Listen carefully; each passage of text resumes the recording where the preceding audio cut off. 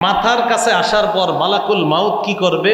ইমানদারকে ডেকে বলবে, আইয়াতুহান নাফসুল হামিদা উখরুজি ওয়া আবশিরি বিরাহি ওয়া রাইহান ওয়া রাব্বিন রাদিন আনকি গায়রি গাদাবান।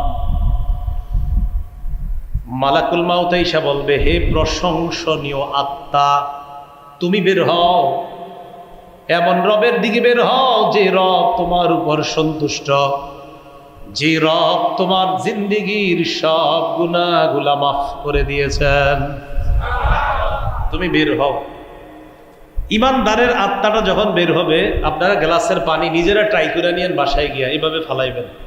ফালানোর পরে শেষের দিকে কয়েক ফোঁটা থাকে, দেখবেন আস্তে আস্তে বের হয়, হয় না এরকম? শেষে কয়েক ফোঁটা দেখবেন পুরোটা আস্তে আস্তে। এই পানির ফোঁটা যেমন আস্তে আস্তে বের হয়, শেষের দিকে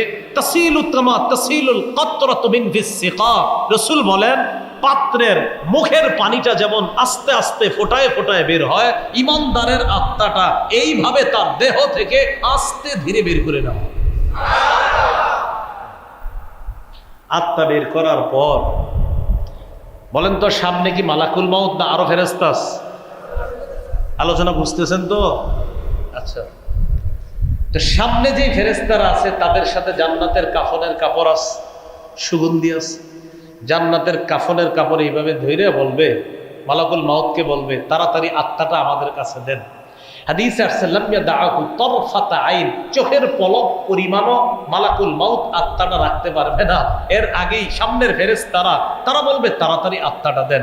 আত্মা তাদের কাফনের কাপড়ের মধ্যে নেওয়ার পর পেঁচায় সুগন্ধি লাগায়, লাগানোর পর ফায়াসআদুনা বিহা ইলাস সামা, এই আত্মা নিয়ে ফেরেশতাগণ আল্লাহর আসমানের দিকে রওনা। কিয়ামতের ময়দানে মানুষকে নিয়ামত সম্পর্কে জিজ্ঞাসা করা হবে, এই ব্যাপারে আল্লাহ আলোচনা করেছেন। সূরা তাকাসুরের প্রথম আয়াতে আল্লাহ বলেন, আল্লাকুমুত তাকাসুরু হাত্তা যুরতুমুল মাকাবির। প্রাচুর্যের প্রতিযোগিতা, সম্পদের প্রতিযোগিতা তোমাদেরকে ভুলিয়ে দিয়েছে, গাফেল করে দিয়েছে। কিসের থেকে গাফেল করেছে? তাফসীরের কিতাবে আসছে, আন তাআতিল্লাহ, আল্লাহর ইবাদত থেকে সম্পদের প্রতিযোগিতা তোমাদেরকে গাফেল করে দিয়েছে। কতদিন তোমরা গাফেল থাকবে? হাত্তা যুরতুমুল মাকাবির, সম্পদের প্রতিযোগিতায় তোমরা আল্লাহর স্মরণ থেকে, ইবাদত থেকে গাফেল থাকবে, আর প্রতিযোগিতাও করতে থাকবে যতদিন কবরে না যাবে। কবরে যাওয়ার আগ পর্যন্ত তোমাদের এই প্রতিযোগিতা চলতেই থাকবে। সহিহ বুখারীর বর্ণনা, ৬৪২৫ নম্বর হাদিস। এই হাদিসের রাসূলুল্লাহ সাল্লাল্লাহু আলাইহি সাল্লামের দুজন সাহাবীর ব্যাপারে আলোচনা হয়েছে এবং আনসার সম্প্রদায়ের ব্যাপারে আলোচনা হয়েছে। নবীজি বাহরাইনের সাথে একটা চুক্তি করলেন। বাহরাইনে নবীজি এক সাহাবীকে আমির বানায়া দিলেন, তার নাম আলা ইবনুল হাজরামি। ট্যাক্স আনার জন্য আবু উবায়দা ইবনুল জাররাহ রাদিয়াল্লাহু তাআলা আনহুকে নবীজি বাহরাইনে পাঠাইলেন।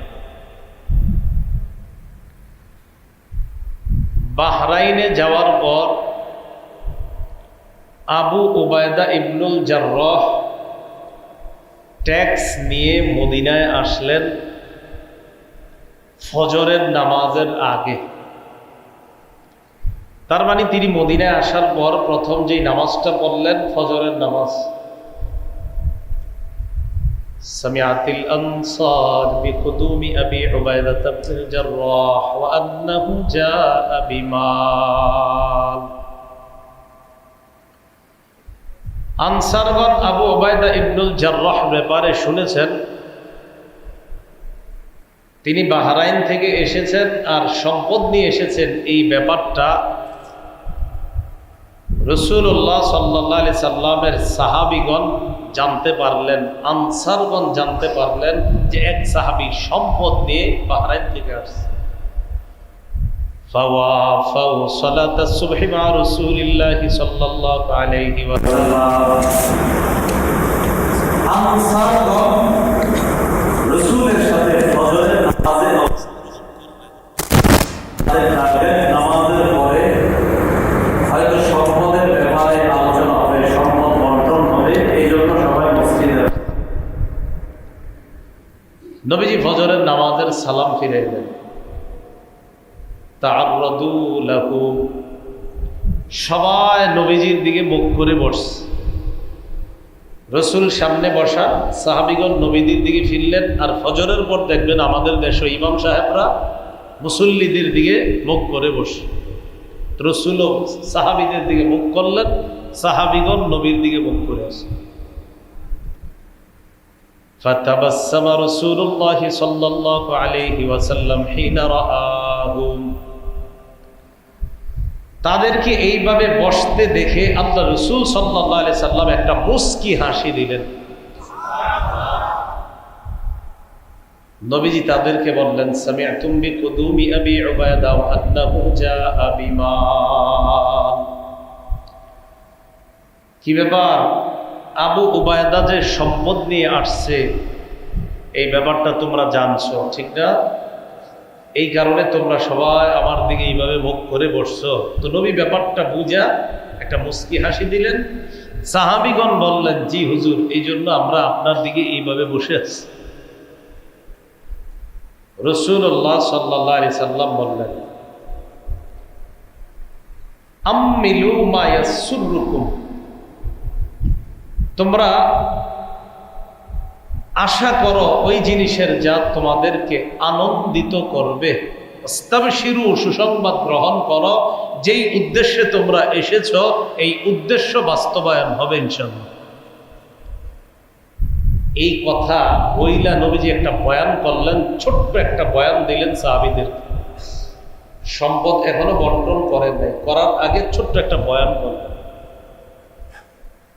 রাসূলুল্লাহ সাল্লাল্লাহু আলাইহি সাল্লাম বললেন, মাল ফাকর আখশা আলাইকুম ওয়ালাকিন আখশা আলাইকুম আন তুবসাতা আলাইকুমুদ দুনিয়া কামা বুসিতাত আলা মান কানা ক্বাবলাকুম। দারিদ্রতা তোমাদেরকে পেয়ে বসবে এই আশঙ্কা আমি করি না, তোমরা দরিদ্র হয়ে যাবে এই আশঙ্কা আমি করি না। দারিদ্রতা তোমাদেরকে পেয়ে বসবে এই আশঙ্কা আমি করি না, তোমরা দরিদ্র হয়ে যাবে আশঙ্কা করি না। বাস এই আওয়াজই থাকবে। ওয়ালাকিন আখশা আলাইকুম আন তুবসাতা আলাইকুমুদ দুনিয়া কামা বুসিতাত আলা মান কানা ক্বাবলাকুম। আমি আশঙ্কা করি অতীত জামানার মানুষদেরকে যেইভাবে সম্পদ দেওয়া হয়েছে তোমাদেরকেও এইভাবে সম্পদ দেওয়া হবে, এটা আমার আশঙ্কা। তোমরা দরিদ্র হবে এই আশঙ্কা করি না, কিন্তু এই আশঙ্কা করছি যে তোমাদেরকে অঢেল সম্পত্তি দেওয়া হবে। দেওয়ার পর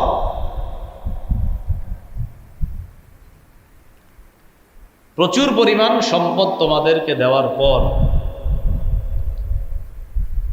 তোমরা কি করবে জানো? ফাতানাফাসুহা কামা তানাফাসুহা ওয়া আলহাতুহুম কামা ওয়া আলকাতুলহিকুম কামা আলহাতুহুম।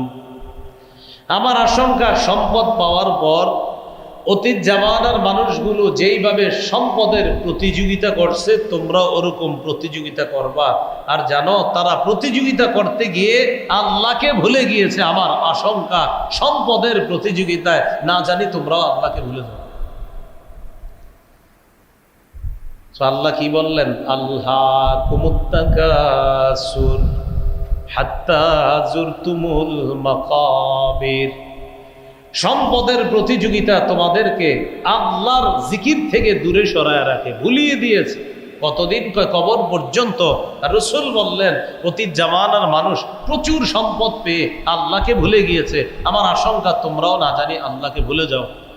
সম্পদ হওয়া দোষের না, কিন্তু সম্পদ হয়ে আল্লাহকে ভুলে যাওয়া, আখিরাত ভুলে যাওয়া, এটা অবশ্যই দোষের। হালাল সম্পদ হওয়া এটা দূষণীয় না, কিন্তু সম্পদ হওয়ার পর আল্লাহকে ভুলে গেলেন, আপনি নামাজ পড়লেন না, আপনি আখিরাত ভুলে গেলেন, এটা অবশ্যই দোষের। এই বিষয়টা আল্লাহ আমাদেরকে স্মরণ করাইয়া দিলেন। আমরা তো ইমানদার মুসলমান, আল্লাহ আমাদেরকে বলেন, ইয়া আইয়ুহাল্লাযীনা আমানু লা তুলহিকুম আমওয়ালুকুম ওয়ালা আওলাদুকুম আন যিকরিল্লাহ। হে ঈমানদারগণ, তোমাদেরকে যেন আল্লাহর জিকির থেকে ভুলিয়ে না দেয়, গাফেল করে না দেয় তোমাদের সম্পদ আর তোমাদের সন্তান। মানুষ সাধারণত শক্তিশালী হয় দুই পদ্ধতিতে, এক সম্পদ দিয়ে, দুই সন্তান দিয়ে। সন্তান, সম্পদ, শক্তি। দেখবেন যার 5-6টা সন্তান আছে তারে অনেকে কিছু বলতেও ভয় পায়, কারণ ও বের হলে ওর সাথে 5 জন ছেলে বের হবে। আল্লাহ বলেন, ওয়ামদাদনাকুম বিআমওয়ালি ওয়া বানিন, আমি তোমাদেরকে সাহায্য করেছি সম্পদ দ্বারা আর সন্তান দ্বারা। বলেন তো আমাদের শক্তি হয় সম্পদ দিয়েও, সন্তান দিয়েও। আল্লাহ বলেন এই সম্পদ আর সন্তান তোমাদেরকে যেন আল্লাহ ভুলে না দেয়। আল্লাহ বলেন তোমরা এই প্রতিযোগিতা কতদিন চালায়বা? কবরে যাওয়া পর্যন্ত। এই জন্য মানুষের আশা বাড়তে থাকে। আল্লাহ বলেন, জারহুম ইয়াকুলু ওয়া ইয়াতামাত্তাউ ওয়া ইউলহিহিমুল আমাল ফাসাউফা ইয়ালামুন, তাদেরকে ছেড়ে দেন, তারা খাক, তারা উপভোগ করুক, আশা তাদেরকে ভুলিয়ে দেখ। লম্বা আশায় তারা আমি আল্লাহকে ভুলে যায়। ফাসাউফা ইয়ালামুন, অচিরেই তারা বুঝবে তাদের এই লম্বা আশা আমারে যে ভুলে গেল এটার ক্ষতি কি পরিমাণ, মরার পরে তারা বুঝতে পারবে। তাহলে দেখেন আল্লাহ বললেন এরা বুঝবে কি পরিমাণ ক্ষতি, এরা যে আমি আল্লাহকে ভুলে যাই। আব্দুল্লাহ ইবনে ওমর রাদিয়াল্লাহু তাআলা আনহুমার বর্ণনা, সহিহ বুখারীর বর্ণনা, কিতাবুর রিকাক, কোমল হওয়া শিরোনাম। এই শিরোনামে ইমাম বুখারী রাহমাতুল্লাহি আলাইহি হাদিসটা আছে। আর আব্দুল্লাহ ইবনে ওমর রাদিয়াল্লাহু তাআলা আনহুমা قال আখাযা রাসূলুল্লাহ সাল্লাল্লাহু আলাইহি ওয়াসাল্লাম বিমানকিবিয়া। আব্দুল্লাহ ইবনে ওমর বলেন আল্লাহর নবী আমার দুই কাঁধের মধ্যে এইভাবে ধরলেন। ধরার পর আল্লাহর নবী আমাকে বললেন, কুন ফিদ দুনিয়া কান্নাকা গরীবুন আও আবিরু সাবিল। আব্দুল্লাহ ইবনে ওমর বলেন আল্লাহর নবী আমার কাঁধের মধ্যে ধরে বললেন, ইবনে ওমর, দুনিয়ার মধ্যে তুমি এমন ভাবে থাকো যেন তুমি আগন্তুক, যেন তুমি এমন মানুষ যে তুমি আগন্তুক, অথবা তুমি একজন পথিক, তুমি মুসাফির, এমন ভাবে তুমি দুনিয়ার মধ্যে কাটাও। আগন্তুক কাকে বলে? আমি আজকে আপনাদের এলাকায় আগন্তুক, মানে এখানে আমার চিরস্থায়ী বসবাস না। আমি রাস্তা দিয়ে এসেছি, এই রাস্তায় ছিলাম, আমি পথিক। বলেন তো রাস্তা আমাদের চিরস্থায়ী, এখানে কি আমাদের রাস্তাটা কি এখানে বসবাসের জায়গা? আচ্ছা, আমি আজকে আগন্তুক, এই এলাকায় আমি বসবাস করি না। তাহলে আগন্তুক মানে যে এখানে চিরস্থায়ী না, পথিক মানে যে চিরস্থায়ী না। তো নবী আমাকে আপনাকে আগন্তুক বলছে, পথিক বলছে, মানে এই জীবন মুমিনদের জন্য এটা চিরস্থায়ী থাকার জায়গা না। মুমিন এখানে আগন্তুক, মুমিন এখানে পথিক, মুসাফির, তার আসল ঠিকানা তো জান্নাত। এটাই বললেন রাসূল সাল্লাল্লাহু আলাইহি ওয়াসাল্লাম। আব্দুল্লাহ ইবনে ওমর বলেন, ইদা আমসাইতা ফালা তানতাজিরিস সাবাহ ওয়া ইদা আসবাহতা ফালা তানতাজিরিল মাসা। তুমি যখন সন্ধ্যাবেলা উপনীত হও, এই যে এখন আমরা রাতে আছি, ইবনে ওমর কয় তুমি সকালের অপেক্ষা করো না যে আমি সকালে বাঁচবো, বাঁচার পর আগামীকাল এটা করব ওটা করব। না না, এই অপেক্ষা করো না, এখনই তুমি ইবাদত করো, কারণ আগামী সকাল পাবা কিনা নিশ্চিত না। ওয়াইদা আসবাহতা ফালা তানতাজিরিল মাসা, যখন তুমি সকালবেলা উপনীত হও সন্ধ্যার অপেক্ষা করবা না। সকালবেলা ঘুম থেকে ওঠার পর তুমি সন্ধ্যার অপেক্ষা করবা না, যতক্ষণ আসো ততক্ষণ আল্লাহর স্মরণে কাটাও। হতে পারে আজকের সন্ধ্যাটা তুমি পাবে না। রাতের বেলা যখন দুনিয়াতে আসো তুমি আল্লাহকে যতবারও স্মরণ করে নাও, হতে পারে আগামীকাল সকাল তুমি পাবে না। তো আল্লাহ বলছেন তোমাদেরকে প্রতিযোগিতা এত মত্ত হয়ে যাও তোমরা যে কবর পর্যন্ত শুধু সম্পদ করতে করতে আমি আল্লাহরে যে স্মরণ করা দরকার এটাই তোমরা ভুলে যাও। কতদিন? কবর পর্যন্ত। বলেন কতদিন? কবর। মুসলিম শরীফের হাদিস 2958 নম্বর হাদিস। এই হাদিসের মধ্যে আসছে ক্বালা রাসূলুল্লাহ সাল্লাল্লাহু আলাইহি ওয়াসাল্লাম ইয়াকুলু ইবনু আদম মালি মালি ওয়া হাল লাকা মিন মালিকা ইয়া ইবনা আদম ইল্লা মা আকালতা ফাআফনাইতা আও লাবিসতা ফাআবলাইতা আও তাসাদদাকতা ফাআমযাইতা। আদম সন্তান কয় আমার সম্পদ, আমার সম্পদ, আমার 3টা বাড়ি, আমার 3টা গাড়ি, আমার 3টা দোকান, আমার 3টা গার্মেন্টস। আদম সন্তান কয় আমার বাড়ি, আমার বাড়ি, কয় না? আজকে থেকে এটা কয়েন না, আজকে থেকে কি করবেন জানেন? আমার সাময়িক সময়ের জন্য 2টি বাড়ি আছে। কি বলবেন? সাময়িক। সাময়িক মানে আপনি যেদিন মারা যাবেন শেষ, ওই দিনই শেষ মালিকানা। আর সত্যি শেষ, আসলেই কিন্তু শেষ। আপনি যেদিন মারা যাবেন না, আপনার 50টা গার্মেন্টসও যদি থাকে ওই দিনই আপনার মালিকানা শেষ। এখন আপনার আত্মীয় স্বজন এটার মালিক হবে, তারা মারা যাবে, পরবর্তী প্রজন্ম হবে, তারা মারা যাবে, পরবর্তী প্রজন্ম। রসুল বলেন আদম সন্তান খালি কয় আমার সম্পদ, আমার 10টা গাড়ি, আমার 10টা বাড়ি। নবী কয় না, তোমার সম্পদ মাত্র 3টা। বলেন কয়টা? বলেন তো আমরা সবাই আমাদের সম্পদ কয়টা? 1 নম্বর ওয়াহাল্লাকা ইয়া ইবনা আদম মিন মালিকা ইল্লা মা আকালতা ফাআফনাইতা।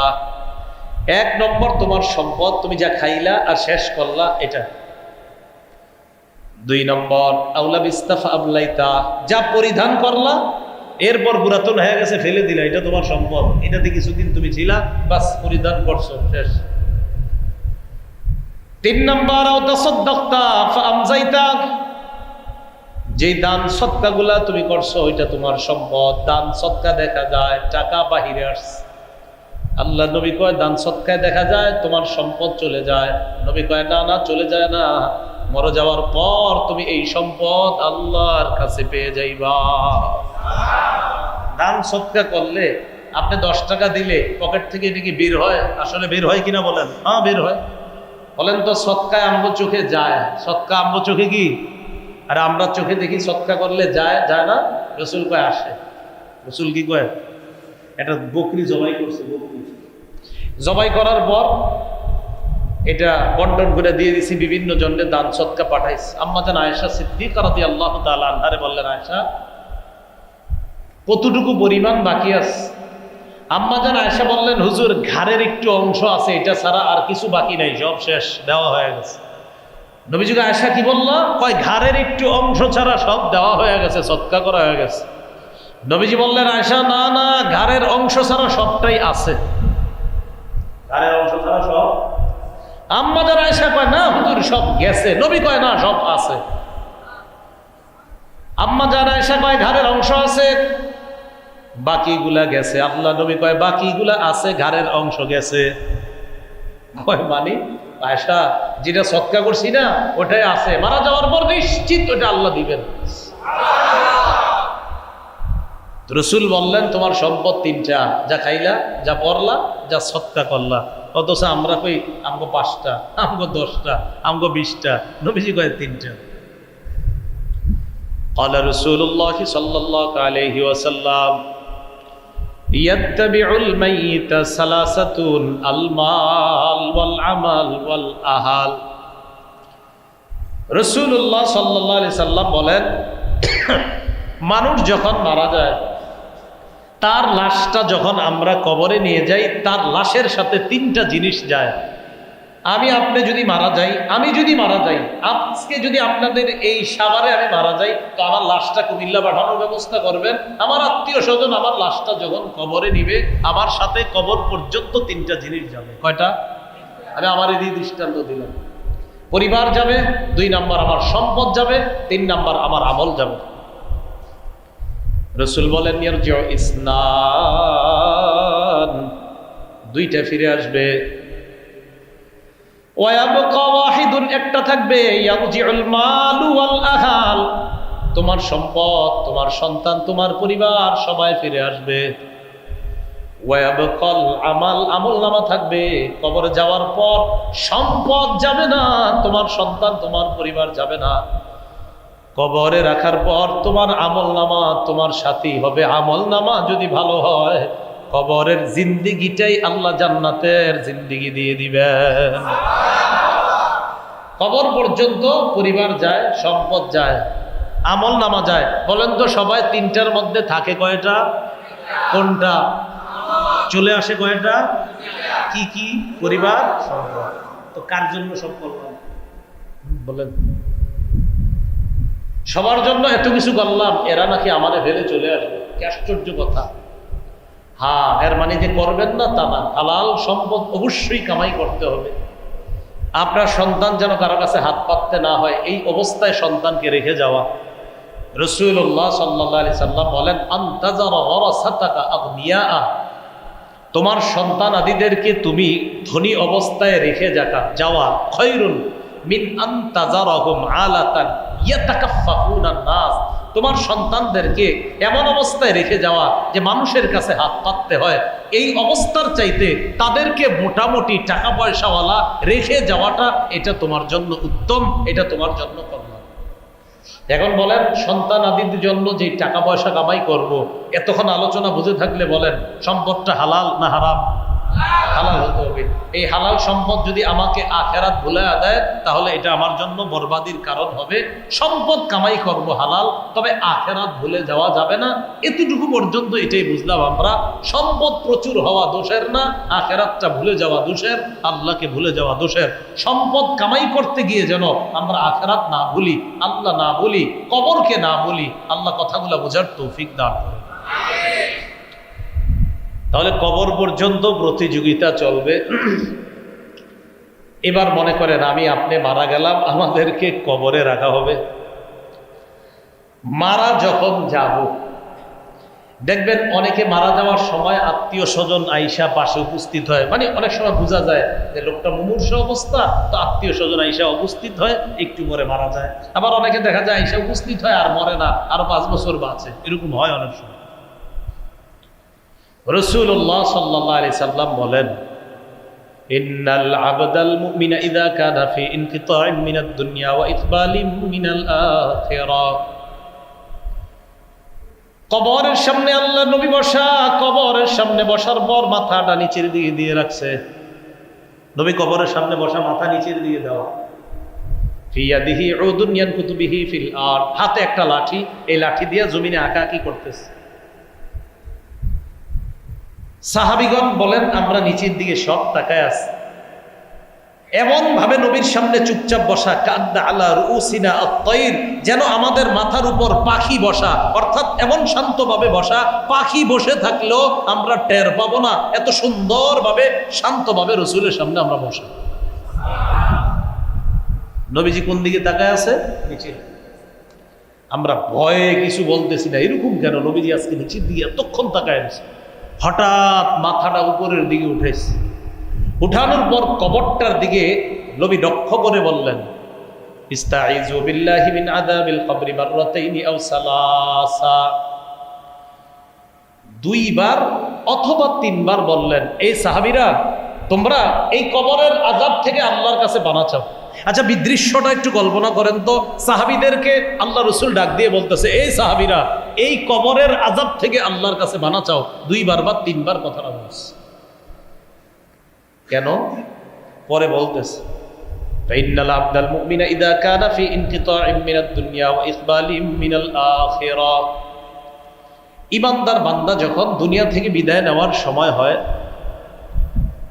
নাজালাত ইলাইহি মালাইকাতুম মিনাস সামা বিদুল ওয়ুজুহ মাআহুম কাফনুম মিন আকফানিল জান্নাহ ওয়া হানুতুম মিন হানুতিল জান্নাহ।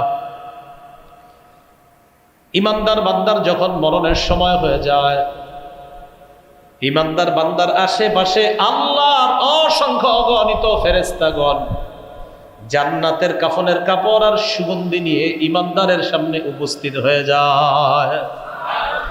ঈমানদার মারা যাবে, মারা যাওয়ার সময় ঈমানদারের আত্মাটাকে স্বাগত জানানোর জন্য অসংখ্য অগণিত ফেরেশতা জান্নাতের কাফনের কাপড় আর সুগন্ধি নিয়ে ইমানদারের কাছে উপস্থিত হয়।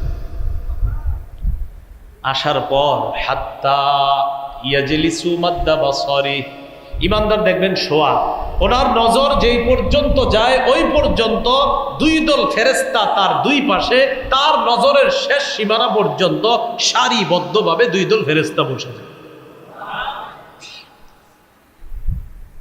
কারা আসছে বলেন তো? তার আত্মা স্বাগত জানানোর জন্য ফেরেশতাগণ। এরপরে সুম্মায়াজি ও ইলাইহি মালাকুল মাউত, এরপর মালাকুল মাউত তার কাছে আসে। কে বলেন তো? কি নাম? এইটা কইবেন না, এখন থেকে বলবেন মালাকুল মাউত, একটুকুই কইবেন, আর কোনো নাম কইবেন না। বলবেন কি?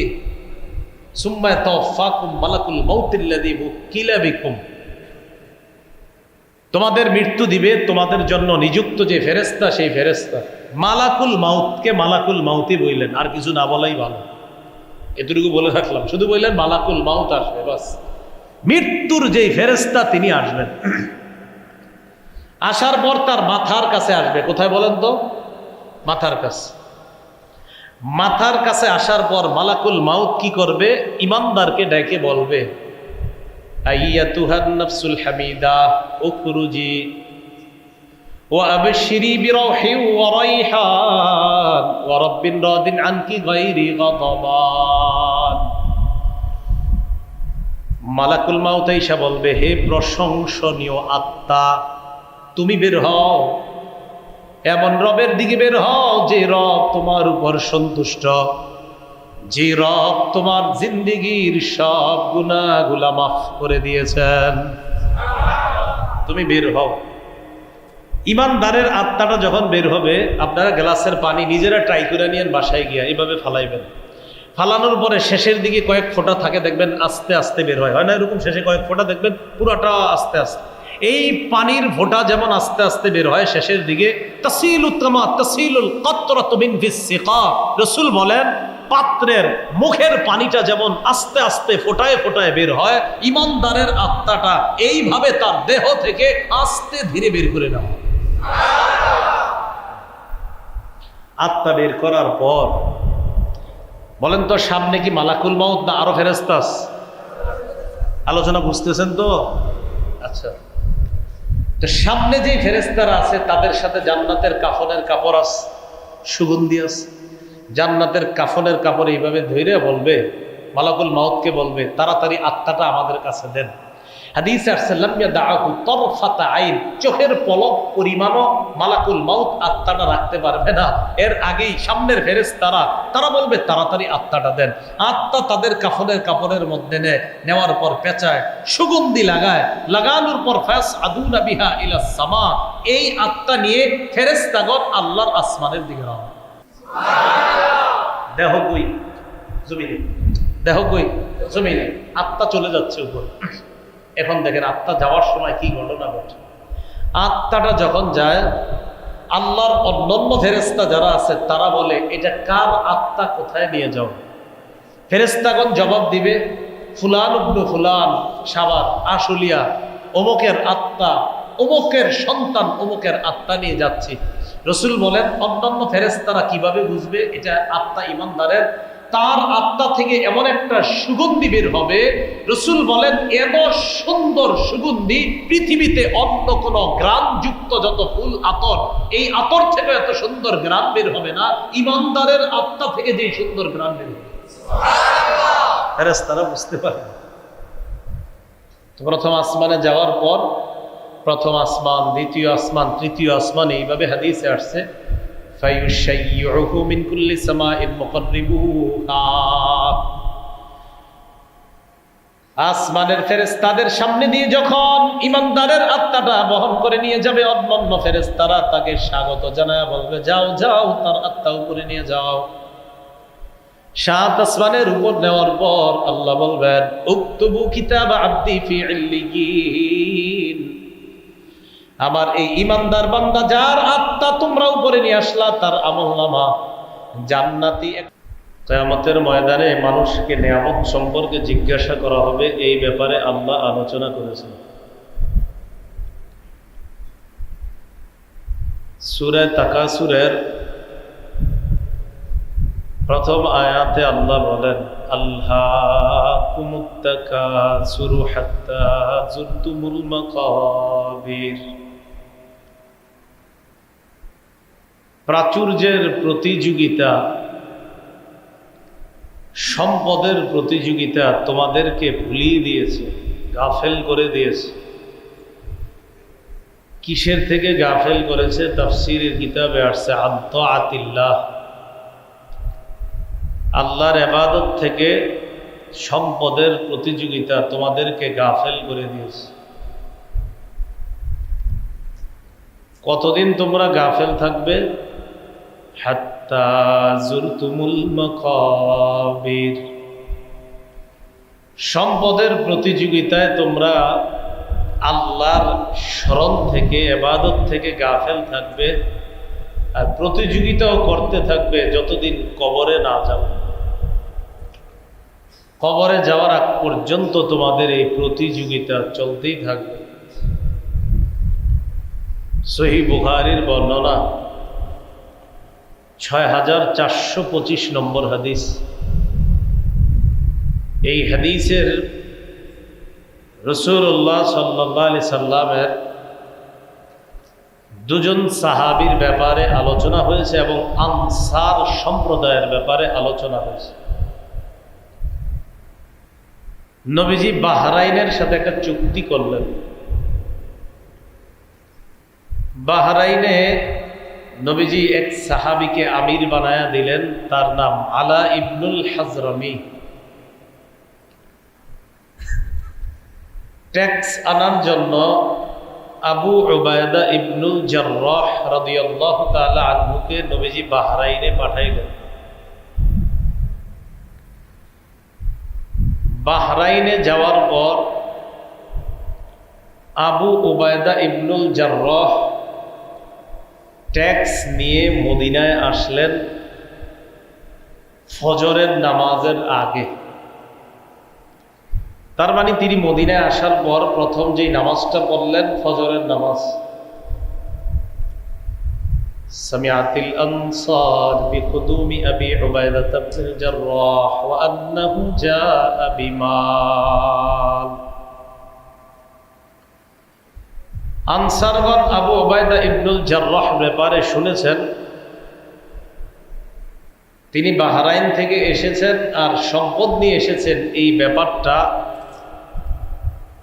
রাসূলুল্লাহ সাল্লাল্লাহু আলাইহি সাল্লামের সাহাবীগণ জানতে পারলেন, আনসারগণ জানতে পারলেন যে এক সাহাবী সম্পদ নিয়ে বাহরাইন থেকে আসছে। ফাওয়াফাউ সালাতাস সুবহি মা রাসূলিল্লাহি সাল্লাল্লাহু আলাইহি ওয়া সাল্লাম।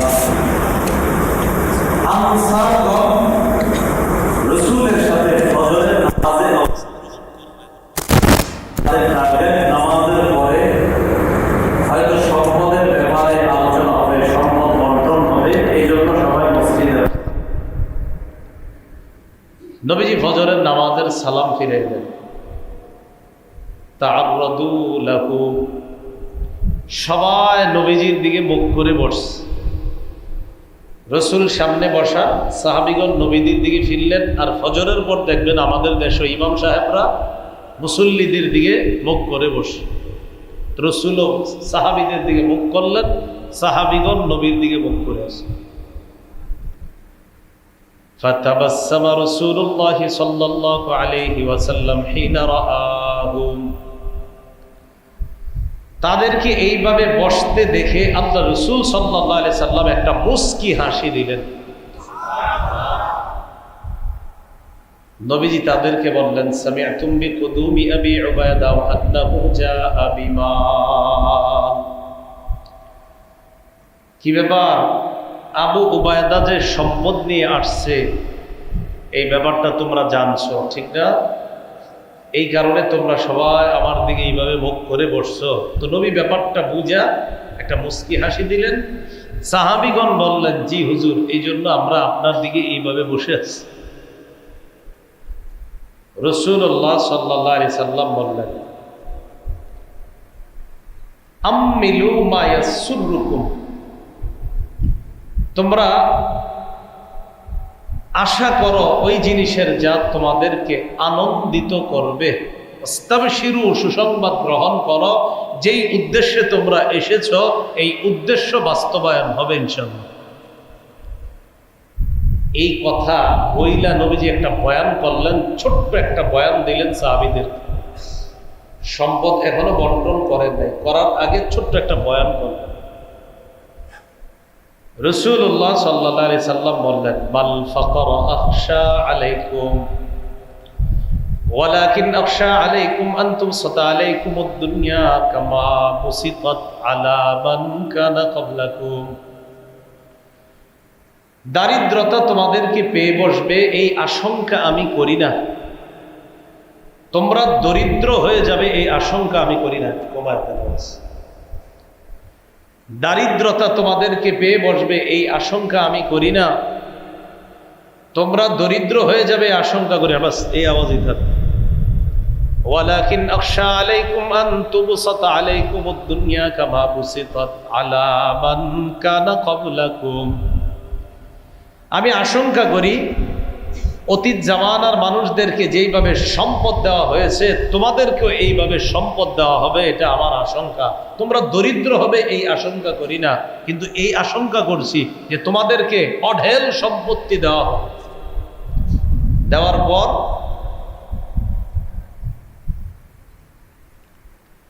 প্রচুর পরিমাণ সম্পদ তোমাদেরকে দেওয়ার পর তোমরা কি করবে জানো? ফাতানাফাসুহা কামা তানাফাসুহা ওয়া আলহাতুহুম কামা ওয়া তুলহিকুম কামা আলহাতুহুম।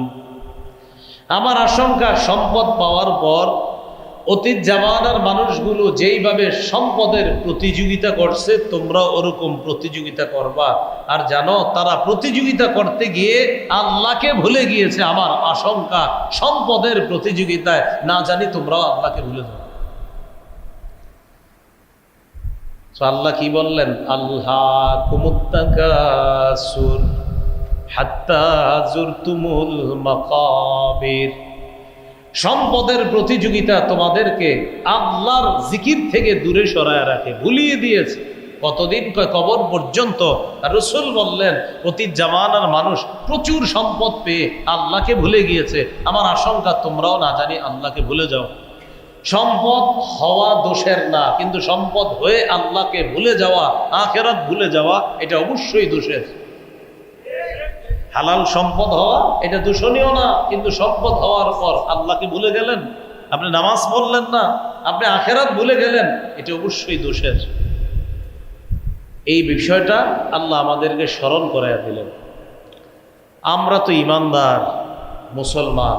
আল্লাহ আমাদেরকে বলেন, ইয়া আইয়ুহাল্লাযীনা আমানু লা তুলহিকুম আমওয়ালুকুম ওয়ালা আওলাদুকুম আন যিকরিল্লাহ।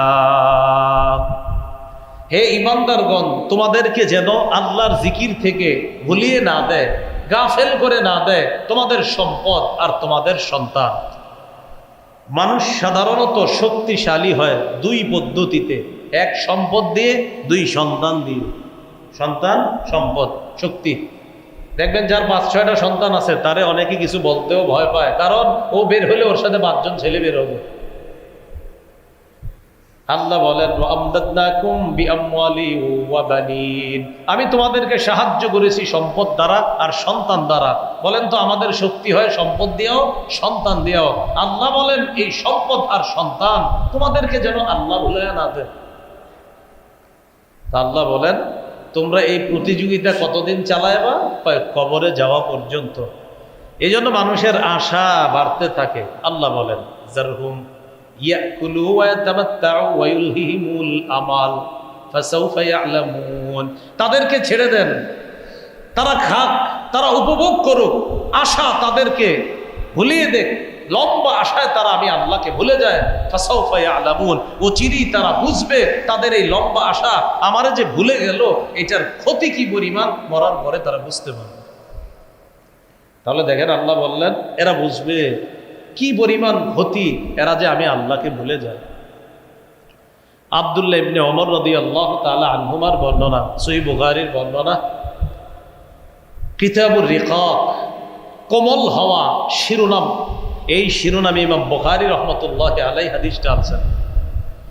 عن عبد الله بن عمر رضي الله تعالى عنهما قال أخذ رسول الله صلى الله عليه وسلم بمنكبيا। আব্দুল্লাহ ইবনে ওমর বলেন, আল্লাহর নবী আমার দুই কাঁধের মধ্যে এইভাবে ধরলেন। ধরার পর আল্লাহর নবী আমাকে বললেন, কুন ফিদ দুনিয়া কান্নাকা গরীবুন আও আবিরু সাবিল।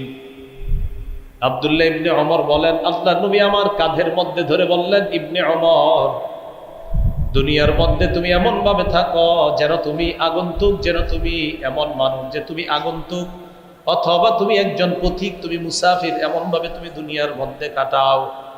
আগন্তুক কাকে বলেন? আমি আজকে আপনাদের এলাকায় আগন্তুক, মানে এখানে আমার চিরস্থায়ী বসবাস না। আমি রাস্তা দিয়ে এসেছি, এই রাস্তায় ছিলাম, আমি পথিক।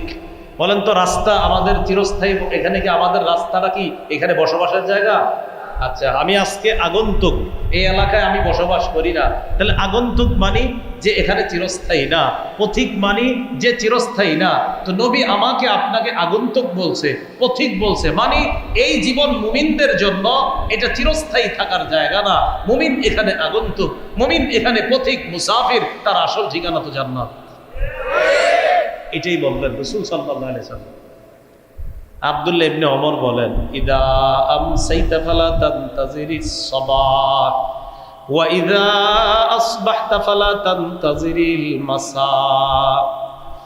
তুমি যখন সন্ধ্যাবেলা উপনীত হও, এই যে এখন আমরা রাতে আছি, ইবনে ওমর কয় তুমি সকালের অপেক্ষা করো না যে আমি সকালে বাঁচবো, বাঁচার পর আগামীকাল এটা করব ওটা করব। না না, এই অপেক্ষা করো না, এখনই তুমি ইবাদত করো, কারণ আগামী সকাল পাবা কিনা নিশ্চিত না। ওয়াইদা আসবাহতা ফালা তানতাজিরিল মাসা, যখন তুমি সকালবেলা উপনীত হও, সন্ধ্যার অপেক্ষা করবা না। সকালবেলা ঘুম থেকে ওঠার পর তুমি সন্ধ্যার অপেক্ষা করবা না। যতক্ষণ আসো ততক্ষণ আল্লাহর স্মরণে কাটাও। হতে পারে আজকের সন্ধ্যাটা তুমি পাবে না। রাতের বেলা যখন দুনিয়াতে আসো, তুমি আল্লাহকে যতবারও স্মরণ করে নাও, হতে পারে আগামীকাল সকাল তুমি পাবে না। তো আল্লাহ বলছেন, তোমাদেরকে প্রতিযোগিতায় এত মত্ত হয়ে যাও তোমরা যে কবর পর্যন্ত শুধু সম্পদ, শুধু সম্পদ করতে করতে আমি আল্লাহরে যে স্মরণ করা দরকার এটাই তোমরা ভুলে যাও। কতদিন? কবর পর্যন্ত। বলেন কতদিন? কবর। মুসলিম শরীফের হাদিস, 2958 নম্বর হাদিস। এই হাদিসের মধ্যে আসছে, ক্বালা রাসূলুল্লাহ সাল্লাল্লাহু আলাইহি ওয়াসাল্লাম, ইয়াকুলু ইবনু আদম মালি মালি ওয়া হাল লাকা মিন মালিকা ইয়া ইবনা আদম ইল্লা মা আকালতা ফাআফনাইতা আও লাবিস্তা ফাআবলাইতা আও তাসাদদাকতা ফাআমজাইতা। আদম সন্তান কয়, আমার সম্পদ, আমার সম্পদ, আমার 3টা বাড়ি, আমার 3টা গাড়ি, আমার 3টা দোকান, আমার 3টা গার্মেন্টস। আদম সন্তান কয়, আমার বাড়ি, আমার বাড়ি, কয় না? আজকে থেকে এটা কয়েন না, আজকে থেকে কি করবেন জানেন? আমার সাময়িক সময়ের জন্য 2টি বাড়ি আছে। কি বলবেন? সাময়িক। সাময়িক মানে আপনি যেদিন মারা যাবেন শেষ, ওই দিনই শেষ মালিকানা। আর সত্যি শেষ, আসলেই কিন্তু শেষ। আপনি যেদিন মারা যাবেন না, আপনার 50টা গার্মেন্টসও যদি থাকে, ওই দিনই আপনার মালিকানা শেষ। এখন আপনার আত্মীয় স্বজন এটার মালিক হবে, তারা মারা যাবে, পরবর্তী প্রজন্ম হবে, তারা মারা যাবে, পরবর্তী প্রজন্ম। রাসূল বলেন, আদম সন্তান খালি কয় আমার সম্পদ, আমার 10টা গাড়ি, আমার 10টা বাড়ি। নবী কয়, না, তোমার সম্পদ মাত্র 3টা। বলেন কয়টা? বলেন তো আমরা সবাই, আমাদের সম্পদ কয়টা? 1 নম্বর, ওয়া হাল লাকা ইয়া ইবনা আদম মিন মালিকা ইল্লা মা আকালতা ফাআফনাইতা। 1 নম্বর তোমার সম্পদ, তুমি যা খাইলা আর শেষ করলা, এটা। 2 নম্বর, আউলা বিস্তাফা আবলাইতা, যা পরিধান করলা এরপর পুরাতন হয়ে গেছে ফেলে দিলা, এটা তোমার সম্পদ। এটাতে কিছুদিন তুমি ছিলা, বাস পরিধান করছো, শেষ। 3 নম্বর, আও তাসাদদাকতা ফাআমজাইতা, যেই দান সদকাগুলা তুমি করছো ওইটা তোমার সম্পদ। দান সদকা দেখা যায়, টাকা বাহিরে আসছে। আল্লাহ নবী কয় দান সৎকায় দেখা যায় তোমার সম্পদ চলে যায়। নবী কয় না না, চলে যায় না, মরে যাওয়ার পর তুমি এই সম্পদ আল্লাহর কাছে পেয়ে যাইবা। দান সৎকা করলে আপনি 10 টাকা দিলে পকেট থেকে এটা কি বের হয়? আসলে বের হয় কিনা বলেন? হ্যাঁ বের হয়। বলেন তো সৎকায় আমগো চোখে যায়? সৎকা আমগো চোখে কি? আর আমরা চোখে দেখি সৎকা করলে যায়, যায় না? রসুল কয় আসে। রসুল কি কয়? এটা বকরি জবাই করছে, বকরি জবাই করার পর এটা বন্টন করে দিয়ে দিছি, বিভিন্ন জনের দান সৎকা পাঠাইছে। আম্মা জান আয়েশা সিদ্দিকা রাদিয়াল্লাহু তাআলা আনহারে বললেন, আয়েশা কতটুকু পরিমাণ বাকি আছে? আম্মা জান আয়েশা বললেন, হুজুর ঘাড়ের একটু অংশ আছে, এটা ছাড়া আর কিছু বাকি নাই, সব শেষ, দেওয়া হয়ে গেছে। নবীজি আয়েশা কি বললো? কয় ঘাড়ের একটু অংশ ছাড়া সব দেওয়া হয়ে গেছে, সৎকা করা হয়ে গেছে। নবীজি বললেন, আয়েশা না না, ঘাড়ের অংশ ছাড়া সবটাই আছে। ঘাড়ের অংশ ছাড়া সব? আম্মা জান আয়েশা কয় না হুজুর সব গেছে। নবী কয় না, সব আছে। আম্মা জান আয়েশা কয় ঘাড়ের অংশ আছে, বাকিগুলা গেছে। আল্লাহ নবী কয় বাকিগুলা আছে, ঘাড়ের অংশ গেছে। কয় মানে? আয়েশা যেটা সৎকা করছি না ওটাই আছে, মারা যাওয়ার পর নিশ্চিত ওটা আল্লাহ দিবেন। রসুল বললেন তোমার সম্পদ 3টা, যা খাইলা, যা পড়লা, যা সৎকা করলা। অথচ আমরা কই আমগো 5টা, আমগো 10টা, আমগো 20টা। নবীজি কয় 3টা। قال رسول الله صلى الله عليه وسلم يتبع الميت ثلاثة المال والعمل والأهل। রাসূলুল্লাহ সাল্লাল্লাহু আলাইহি সাল্লাম বলেন, মানুষ যখন মারা যায়, তার লাশটা যখন আমরা কবরে নিয়ে যাই, তার লাশের সাথে 3টা জিনিস যায়। আপনি যদি মারা যাই, আমি যদি মারা যাই, আজকে যদি আপনাদের এই সাভারে আমি মারা যাই, তো আমার লাশটা কুমিল্লা পাঠানোর ব্যবস্থা করবেন। আমার আত্মীয় স্বজন আমার লাশটা যখন কবরে নিবে, আমার সাথে কবর পর্যন্ত 3টা জিনিস যাবে। কয়টা? আমি আমার এই দৃষ্টান্ত দিলাম। পরিবার যাবে, 2 নাম্বার আমার সম্পদ যাবে, 3 নাম্বার আমার আমল যাবে। রাসূল বলেন ইয়ারজিউ ইসনান, 2টা ফিরে আসবে। ওয়ায়াবকা ওয়াহিদুন, একটা থাকবে। ইয়ারজিউল মালু ওয়াল আহাল, তোমার সম্পদ, তোমার সন্তান, তোমার পরিবার সবাই ফিরে আসবে। ওয়ায়াবকাল আমাল, আমলনামা থাকবে। কবরে যাওয়ার পর সম্পদ যাবে না, তোমার সন্তান, তোমার পরিবার যাবে না। কবরে রাখার পর তোমার আমলনামা তোমার সাথী হবে। আমলনামা যদি ভালো হয়, কবরের জিন্দিগিটাই আল্লাহ জান্নাতের জিন্দিগি দিয়ে দিবেন। কবর পর্যন্ত পরিবার যায়, সম্পদ যায়, আমলনামা যায়। বলেন তো সবাই 3টার মধ্যে থাকে কয়টা? কোনটা? চলে আসে কয়টা? কি কি? পরিবার, সম্পদ। তো কার জন্য সব করলাম বলেন? সবার জন্য এত কিছু করলাম, এরা নাকি আমারে ফেলে চলে আসবে। কি আশ্চর্য কথা! হ্যাঁ, এর মানে যে করবেন না তা না। হালাল সম্পদ অবশ্যই কামাই করতে হবে। আপনার সন্তান যেন কারো কাছে হাত পাততে না হয়, এই অবস্থায় সন্তানকে রেখে যাওয়া। রাসূলুল্লাহ সাল্লাল্লাহু আলাইহি সাল্লাম বলেন, আনতাজারা ওয়ারাসাতাকা আগনিয়া, তোমার সন্তান আদিদেরকে তুমি ধনী অবস্থায় রেখে যাওয়া খায়রুন মিন আনতাজারাহুম আলাতান ইয়াতাকাফফাকুনান নাস, তোমার সন্তানদেরকে এমন অবস্থায় রেখে যাওয়া যে মানুষের কাছে হাত পাততে হয়, এই অবস্থার চাইতে তাদেরকে মোটামুটি টাকা পয়সাওয়ালা রেখে যাওয়াটা, এটা তোমার জন্য উত্তম, এটা তোমার জন্য কল্যাণ। এখন বলেন, সন্তান আদির জন্য যে টাকা পয়সা কামাই করব, এতক্ষণ আলোচনা বুঝে থাকলে বলেন সম্পদটা হালাল না হারাম? হালাল হতে হবে। এই হালাল সম্পদ যদি আমাকে আখেরাত ভুলে দেয়, তাহলে এটা আমার জন্য বরবাদির কারণ হবে। সম্পদ কামাই করব হালাল, তবে আখেরাত ভুলে যাওয়া যাবে না।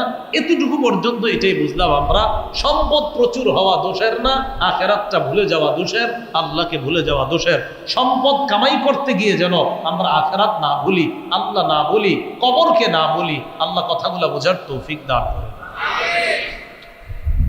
তাহলে কবর পর্যন্ত প্রতিযোগিতা চলবে। এবার মনে করেন আমি আপনি মারা গেলাম, আমাদেরকে কবরে রাখা হবে। মারা যখন যাব, দেখবেন অনেকে মারা যাওয়ার সময় আত্মীয় স্বজন আইসা পাশে উপস্থিত হয়, মানে অনেক সময় বোঝা যায় যে লোকটা মুমূর্ষ অবস্থা, তো আত্মীয় স্বজন আইসা উপস্থিত হয়, একটু পরে মারা যায়। আবার অনেকে দেখা যায় আইসা উপস্থিত হয় আর মরে না, আরো 5 বছর বাঁচে, এরকম হয় অনেক সময়। রাসূলুল্লাহ সাল্লাল্লাহু আলাইহি সাল্লাম বলেন, ইন্নাল আবদাল মুমিনা ইযা কানা ফি ইনকিতাইম মিনাদ দুনিয়া ওয়া ইকবালিম মিনাল আখিরাহ। কবরের সামনে আল্লাহ নবী বসা, কবরের সামনে বসার পর মাথাটা নিচের দিকে দিয়ে রাখছে। নবী কবরের সামনে বসা, মাথা নিচের দিকে দেওয়া। ফি ইয়াদিহি উদুন ইয়ানকুতু বিহি ফিল আরদ, হাতে একটা লাঠি, এই লাঠি দিয়ে জমিনে আঁকাআঁকি করতেছে। সাহাবীগণ বলেন আমরা নিচের দিকে সব তাকায় আছি, এমন ভাবে নবীর সামনে চুপচাপ বসা, কাদ্দা আলা রুউসিনা আত-তাইর, যেন আমাদের মাথার উপর পাখি বসা, অর্থাৎ এমন শান্তভাবে বসা, পাখি বসে থাকলেও আমরা টের পাবো না, এত সুন্দরভাবে শান্তভাবে রাসূলের সামনে আমরা বসা। নবীজি কোন দিকে তাকায় আছে? নিচে। আমরা ভয়ে কিছু বলতেছি না, এরকম কেন? নবীজি আজকে নিচের দিকে এতক্ষণ তাকায় আছে। হঠাৎ মাথাটা উপরের দিকে উঠেছে, উঠানোর পর কবরটার দিকে নবী লক্ষ্য করে বললেন, ইস্তাইযু বিল্লাহি মিন আযাবিল কবরি মাররাতাইনি আও সালাসা, 2 বার অথবা 3 বার বললেন, এই সাহাবীরা তোমরা এই কবরের আযাব থেকে আল্লাহর কাছে পানা চাও। আচ্ছা, বিদৃশ্যটা একটু কল্পনা করেন তো, সাহাবীদেরকে আল্লাহ রাসূল ডাক দিয়ে বলতেছে, এই সাহাবীরা এই কবরের আযাব থেকে আল্লাহর কাছে পানা চাও, 2 বার বা 3 বার কথাটা বলছে। কেন? পরে বলতেছে, ফাইন্নাল আবদাল মুমিনা ইযা কানা ফি ইনকিতাইম মিনাদ দুনিয়া ওয়া ইকবালিম মিনাল আখিরাহ, ঈমানদার বান্দা যখন দুনিয়া থেকে বিদায় নেওয়ার সময় হয়, নাজালাত ইলাইহি মালাইকাতুম মিনাস সামা বিদুল ওয়ুজুহ মাআহুম কাফনুম মিন আকফানিল জান্নাহ ওয়া হানুতুম মিন হানুতিল জান্নাহ।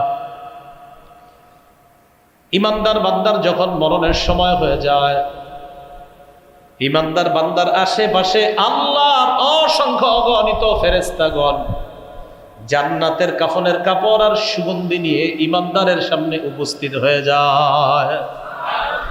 ঈমানদার মারা যাবে, মারা যাওয়ার সময় ঈমানদারের আত্মাটাকে স্বাগত জানানোর জন্য অসংখ্য অগণিত ফেরেশতা জান্নাতের কাফনের কাপড় আর সুগন্ধি নিয়ে ঈমানদারের কাছে উপস্থিত হয়। আসার পর হাত্তা ইয়াজলিসু মাদ্দা বাসারি, ঈমানদার দেখবেন শোয়া, ওনার নজর যেই পর্যন্ত যায় ওই পর্যন্ত 2 দল ফেরেশতা তার 2 পাশে, তার নজরের শেষ সীমানা পর্যন্ত সারিবদ্ধভাবে 2 দল ফেরেশতা বসে যায়। কারা আসছে বলেন তো তার আত্মা স্বাগত জানানোর জন্য? ফেরেশতাগণ। এরপরে সুম্মায়াজি ও ইলাইহি মালাকুল মাউত, এরপর মালাকুল মাউত তার কাছে আসে। কে বলেন তো? কি নাম? এইটা কইবেন না, এখন থেকে বলবেন মালাকুল মাউত, একটুকুই কইেন, আর কোনো নাম কইেন না। বলবেন কি? সুম্মা ইয়াতাওফাকুম মালাকুল মাউতিল্লাযী উকিলা বিকুম, তোমাদের মৃত্যু দিবে তোমাদের জন্য নিযুক্ত যে ফেরেশতা, সেই ফেরেশতা। মালাকুল মাউতকে মালাকুল মাউতই বললেন, আর কিছু না বলাই ভালো, এতটুকু বলে রাখলাম। শুধু বললেন মালাকুল মাউত আসবে, বাস। মৃত্যুর যেই ফেরেশতা তিনি আসবেন, আসার পর তার মাথার কাছে আসবে। কোথায় বলেন তো? মাথার কাছে। মাথার কাছে আসার পর মালাকুল মাউত কি করবে? ঈমানদারকে ডেকে বলবে, আইয়াতুহান নাফসুল হামিদা উখরুজি ওয়া আবশিরি বিরাহি ওয়া রাইহান ওয়া রাব্বিন রাদিন আনকি গায়রি গাদাবান। মালাকুল মাউত এসে বলবে, হে প্রশংসনীয় আত্মা, তুমি বের হও, এমন রবের দিকে বের হও যে রব তোমার উপর সন্তুষ্ট, যে রব তোমার জিন্দেগীর সব গুনাহগুলা মাফ করে দিয়েছেন। তুমি বের হও। ঈমানদারের আত্মাটা যখন বের হবে, আপনারা গ্লাসের পানি নিজেরা ট্রাই করে নিয়েন, বাসায় গিয়া এইভাবে ফালাইবেন। ফালানোর পরে শেষের দিকে কয়েক ফোঁটা থাকে, দেখবেন আস্তে আস্তে বের হয়, হয় না এরকম? শেষে কয়েক ফোঁটা দেখবেন পুরোটা আস্তে আস্তে।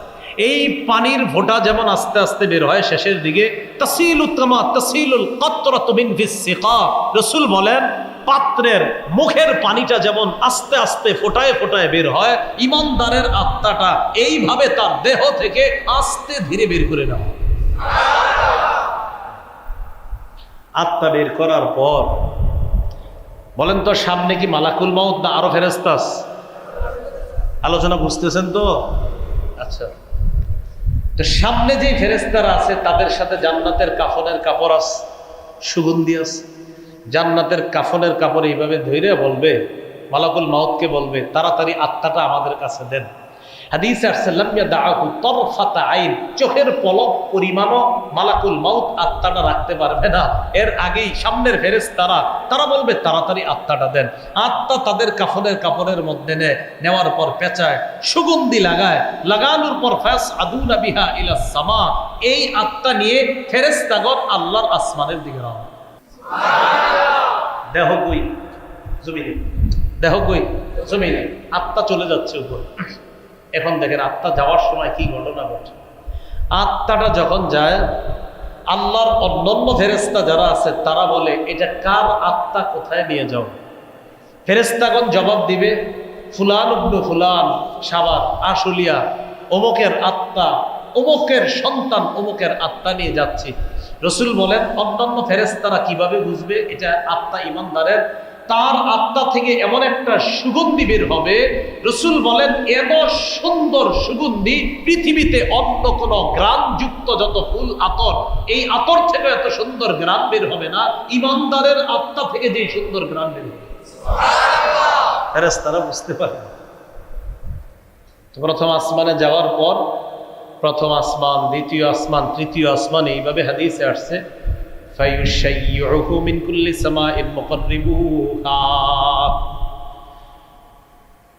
আসমানের ফেরেশতাদের সামনে দিয়ে যখন ঈমানদারের আত্মাটা বহন করে নিয়ে যাবে, অন্যান্য ফেরেশতারা তাকে স্বাগত জানায় বলবে যাও যাও, তার আত্মা উপরে নিয়ে যাও। সাত আসমানের উপর নেওয়ার পর আল্লাহ বলবেন উকতুবু কিতাব আবদি ফি ইল্লিয়িন, আমার এই ঈমানদার বান্দা যার আত্মা তোমরা উপরে নিয়ে আসলা তার আমলনামা জান্নাতি